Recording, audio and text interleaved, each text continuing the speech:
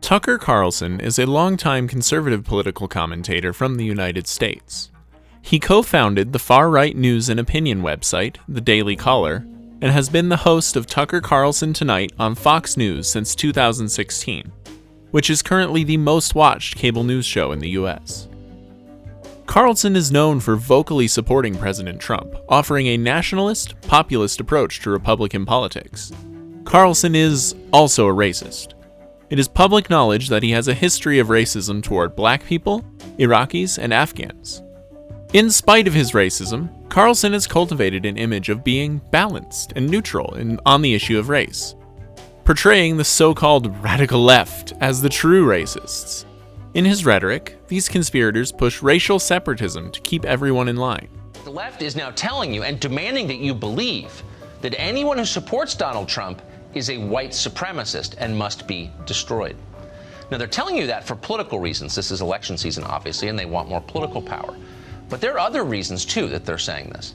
Ever wonder why rich people seem the most hysterical on the subject? Ever notice that it's the highest paid people on television who are the most determined to convince you that white supremacy is America's biggest problem? Why is that? Simple. Every minute you're angry about race is a minute you're not thinking about class, which, of course, is the real divide in this country. This plays into the rhetoric he's most known for, his economic populism. Carlson criticizes capitalist monopolies like Amazon, condemning them for exploitation of their employees. He attacks the pharmaceutical industry for being complicit in the devastation of rural communities by the opioid epidemic. During the COVID-19 pandemic, he has focused on exposing to his viewers how big capitalists have become rich through record profits while everyone else suffers. Here's another idea. Why not make the people who benefited the most from the lockdown, the people who've encouraged them from day one, pay for the effects of those lockdowns? Carlson's use of seemingly anti-capitalist rhetoric has led some liberals to praise him, even describing him as a leftist. But Carlson's bourgeois bashing is not out of line with the rest of his politics, including his racism.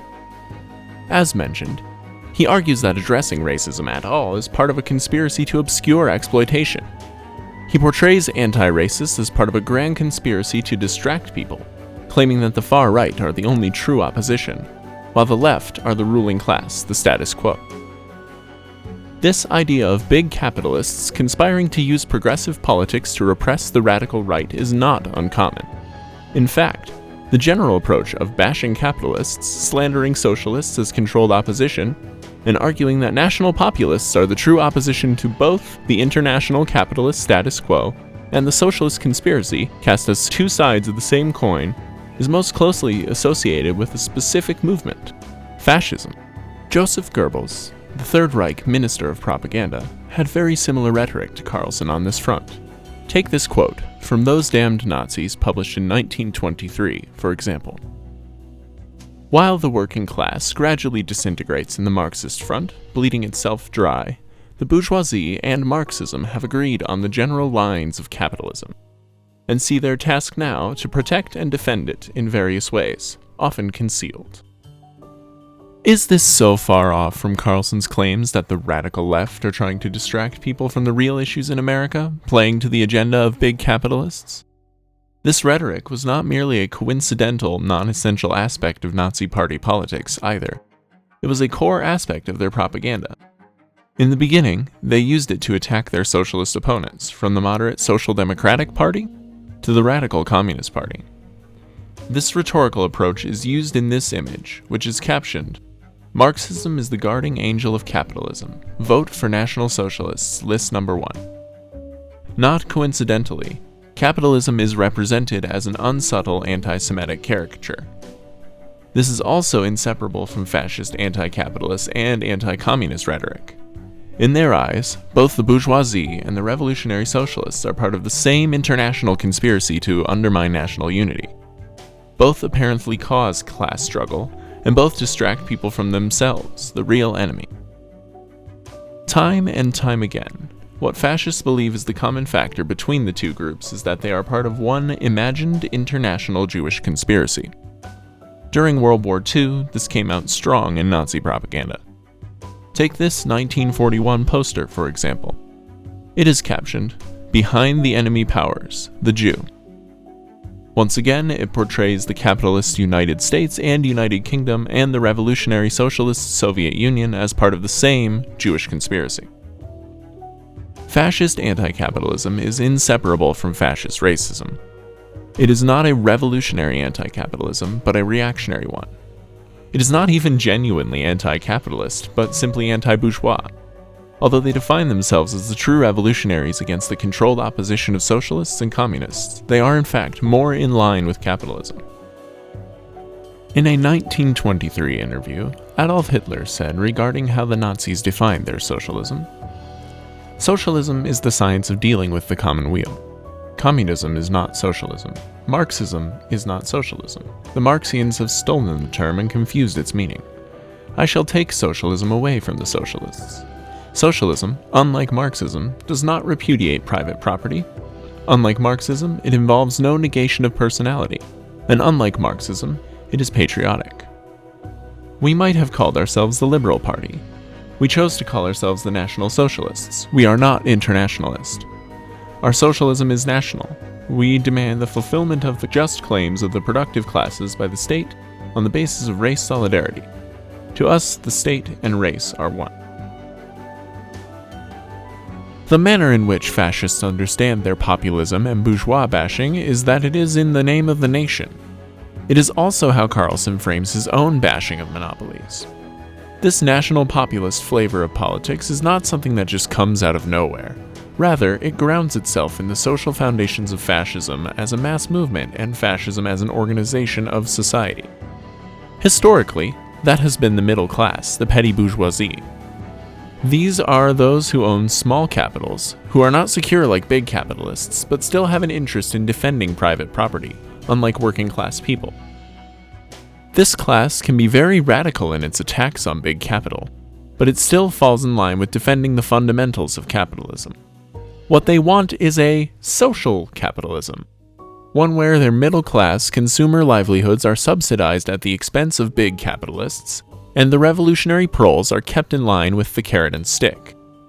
At its core, a suburban utopia writ large, and like actual suburbia, it is to be funded through genocide and exploitation. The American middle class has long been shrinking. This is the petty bourgeoisie's small capital being eaten up by big capital as they lose their social status. When middle-class people begin to lose their social status and become proletarians, they search for a way to restore it before they search for a way to fight for their lives as proletarians. Fascism offers a model for this, where they can demand middle-class life be subsidized by big capital.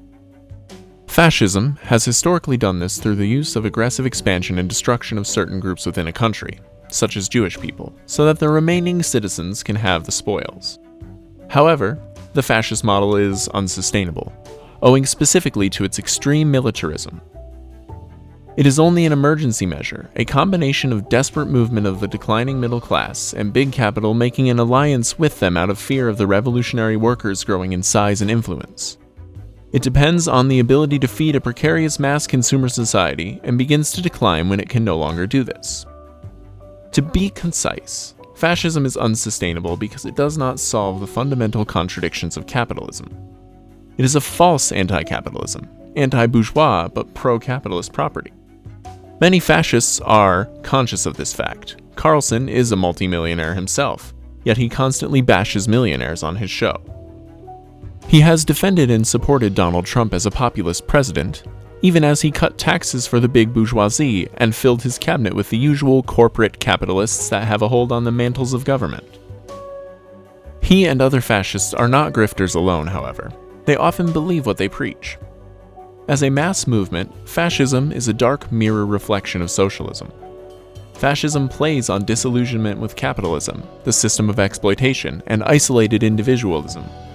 It claims to offer a new community on the basis of the nation, to grant a comfortable livelihood to people. Fascism rises where socialism has failed to make inroads. It is appealing to people in that it plays on their frustrations with capitalism, while failing to make uncomfortable challenges to its basic assumptions like American exceptionalism and white supremacy. Instead, it allows its followers to blame the shortcomings on a large conspiracy. People like Tucker Carlson are not pushing people to the left. Rather, they are taking them down the path of fascism. Now, In the wake of unprecedented fascist putsch attempts, radical anti-fascism is desperately needed.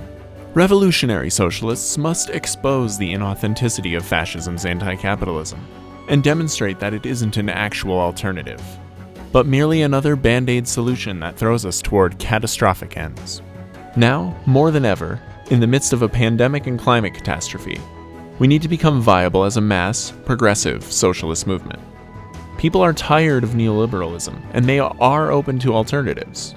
It is important to ensure that the alternative they turn to is an emancipatory one, rather than one that makes some comfortable for a brief amount of time at the expense of millions of others.